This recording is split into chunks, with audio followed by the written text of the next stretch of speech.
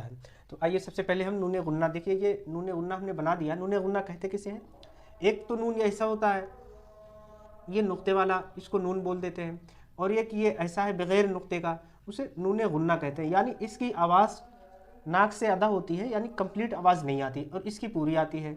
जैसे हमें लिखना है चांद, देखिए तो चांद लिखने में ये, अब यहाँ पर नून का नुक्ता रखेंगे, जब मिला करके आता है तो नून गुन्ना में नुक्ता कहीं रखते हैं कहीं नहीं रखते हैं।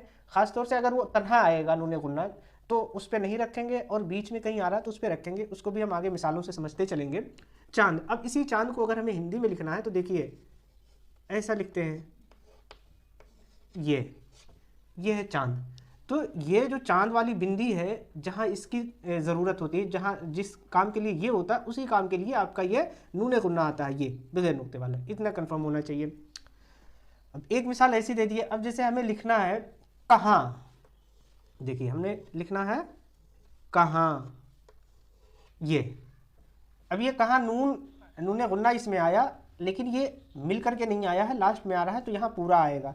इसी कहाँ को अगर हम हिंदी में लिखें तो इसका देखिए हिंदी क्या करेंगे, ऐसा कहाँ, इस तरीके से लिख दिया। और भी कुछ मिसाल देख लेते हैं। जैसे हमें लिखना है रंग, ये देखिए रंग, रंग को हम हिंदी में अगर लिखना चाहें तो यहाँ एक बिंदी लगाते हैं और ये हो गया रंग। इसी तरह एक मिसाल और हमने यहाँ लिख दिया वहाँ, तो यहाँ भी नून अलग से आ रहा है, यानी एक ही लफ्ज़ का हिस्सा तो है लेकिन किसी हर्फ से मिल के नहीं आ रहा है। जब तन्हा आ रहा है तो उस पर नुक्ता नहीं आ रहा है, और जब मिल के आएगा तो उस पर नुक्ता आएगा। ये हिंदी में इस तरह लिख देंगे वहाँ। और भी बहुत सारे मिसालें हैं। जैसे हमें लिखना है ढंग, ढंग, तो डाल और दो चश्मे मिलकर के ढा बन गया, और नून और गाफ से ये नंग हो गया, ढंग है, ढंग। अब इसको अगर हम इसमें लिखें हिंदी में तो ऐसा लिख देंगे ढंग। और भी मिसालें हैं इसके लिए, और एक दो मिसाल देख लेते हैं। जैसे हमें लिखना है जंग, लिखना है, देखिए जीम नून गुन्ना ही है लेकिन यहाँ मिल के आ रहा है, यानी अगर हम पूरा नून पढ़ेंगे तो इसको हम कहेंगे जनंग कहना पड़ेगा, हालांकि इसको हम पढ़ते क्या है, जंग। नून की आवाज़ नाक से निकलती है। जैसे अगर हम हिंदी में लिखें तो ऐसा लिख देते हैं, ये जंग हो गया है। इसी तरह और भी बहुत सारी मिसालें आप भी सोच सकते हैं। तशदीद का क्या काम है, यहाँ पर हम तशदीद की थोड़ी डिटेल और समझते चलते हैं कि जिस हर्फ पर तशदीद होता है, देखिए उसको दो बार पढ़ते हैं। एक तो उससे पहले वाले हर्फ को उससे मिलाना पड़ता है, और फिर तशदीद वाले हर्फ पर जो हरकत है, यानी जो भी उस पर ज़बर ज़ेर पेश है, उसके हिसाब से उसको फिर दोबारा पढ़ना पड़ता है। जैसे कि यहाँ मिसालों से आप समझ सकते हैं। देखिए तशदीद के अलामत क्या है, ये है तशदीद का सिंबल जो है, ये इस तरह का तशदीद का ये चिन्ह है।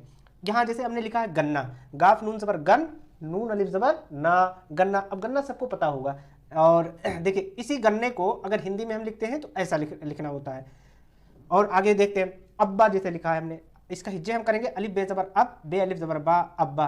यहाँ से हमने और भी समझाने की कोशिश की कि इस अब्बा में कितने हर्फ हैं, एक अलिफ है, दो बे है और फिर अलिफ है, और सबको कैसे कैसे पढ़ना है। यानी यहाँ पर एक ही बे लिखा है लेकिन वो पढ़ा दो बार जा रहा है, एक पर उस पर जज्म है और दूसरे वाले पर ज़बर है, अलिफ बे ज़बर अब, बे अलिफ ज़बर बा, अब्बा। ये हिंदी में भी लिख दिया है।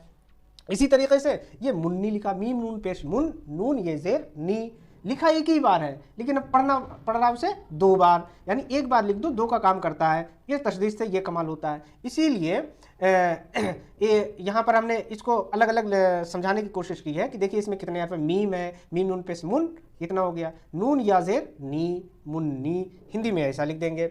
इसी तरह एक मिसाल और हमने दे दिया है, जैसे लिख दिया चुन्नू।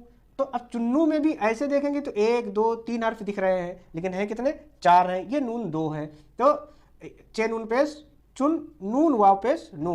ये पहला नून जो है उस पर साकिन यानी जज्म है, और उसके बाद वाला जो नून पढ़ना है हमें, ये पेश लगा है उसके। तो जैसा हमने पहले बताया था कि तशदीद वाले हर्फ को दो बार पढ़ते हैं। एक तो ये जैसे इस पे इससे पहले वाले हर्फ पर जो हरकत है उसके मुताबिक, यानी नून से पहला वाला हर्फ चे है, चे पर पेश है, तो पेश के मुताबिक इसको नून से मिलाएंगे, चे नून पेश चुन। और फिर जो दूसरा नून है इसमें उस पर पेश लगा है, तो पेश लगा करके इससे पढ़ेंगे, नून वां पेश नू चुन्नू। तो मेरे ख्याल से तशदीद के बारे में कुछ मालूमात हुई होगी, और मज़ीद इसकी प्रैक्टिस करने के लिए उसका बेहतर तरीका ये है कि इसको आप कोई भी उर्दू की किताब ले लें, आसान सी किताब ले लें, उसको पढ़ें और फिर लिखेंगे और पढ़ेंगे, दोनों अमल जब करेंगे तो उससे आपको ये समझने में भी आसान होगा।